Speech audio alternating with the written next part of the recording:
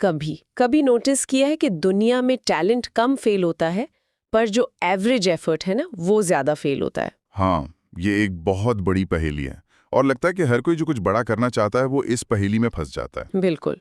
और आज जो हमारे सोर्सेज हैं, उनमें भगवत गीता का एक ऐसा श्लोक है जो शायद इस पहेली को सुलझा सकता है। हाँ, और ये कोई नया जवाब नहीं है, ये सदियों पुराना है। श्लोक है योगः कर्मसु कौशलम। योगः कर्मसु कौशलम। ये भगवत गीता के दूसरे अध्याय का श्लोक 50 है और इसे श्री कृष्ण तब कहते हैं जब अर्जुन बिल्कुल युद्ध के नतीजों से घबरा जाते हैं। अच्छा, तो ये सिर्फ एक लाइन नहीं है, ये एक तरह का समाधान है। एग्जैक्टली, एक पूरा माइंडसेट है। पर यहाँ योग का मतलब क्या है? मतलब क्या ये वही है जो हम सुबह सुबह मैट पर करते हैं? ये बहुत जरूरी सवाल है क्योंकि ज्यादातर लोग यही समझते हैं। यहाँ योग का मतलब आसन या प्राणायाम से नहीं है। तो फिर यहाँ योग का मतलब है जुड़ना। हाँ, अपने काम के जरिए उस परम चेतना से जुड़ना। जुड़ना। हाँ, इसका सीधा सा मतलब है काम में एक्सीलेंस ही योग है। जब कोई भी काम इतनी कुशलता, इतने कौशल से किया जाए कि वो प्रार्थना बन जाए, तो वो योग है। वाह, ये तो बहुत गहरा मतलब है। हम्म। पर एक सवाल और आता है। कई लोग कहते हैं कि एक्सीलेंस या परफेक्शन के चक्कर में तो काम शुरू ही नहीं हो पाता।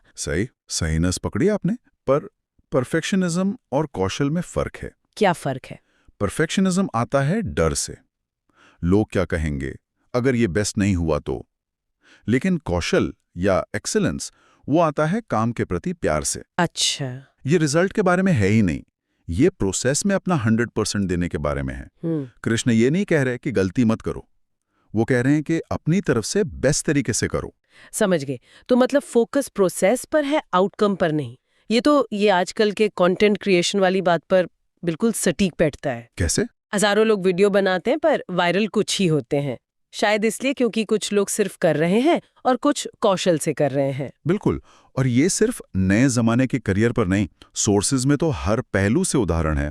एक स्टूडेंट। हाँ, स्टूडेंट का तो सबसे क्लासिक उदाहरण। वही, 2 स्टूडेंट्स बराबर घंटे पढ़ते हैं पर एक टॉपर बनता है। क्यों? क्योंकि एक सिर्फ पढ़ रहा है, दूसरा कौशल से पढ़ रहा है। जिम वाला उदाहरण भी था सोर्स में, वो मुझे बड़ा दिलचस्प लगा। हाँ, क्योंकि वहां तो मेहनत साफ साफ दिखती है। एग्जैक्टली। तो वहाँ कौशल क्या है? और यही इस श्लोक की गहराई है। जिम में कौशल का मतलब सिर्फ वजन उठाना नहीं है। अच्छा। बल्कि सही फॉर्म, ब्रीदिंग, वो जो माइंड मसल कनेक्शन कहते हैं ना, उसको समझना है। Okay okay. असल में ये श्लोक हमें बताता है कि मन, बुद्धि और शरीर जब तीनों एक काम में पूरी कुशलता से लगते हैं तभी ट्रांसफॉर्मेशन होता है, सिर्फ घंटों की गिनती से नहीं। इस चर्चा से ना मुझे एक और बात समझ आ रही है, रिलेशनशिप्स की। बताइए। सोर्स में भी इसका जिक्र था।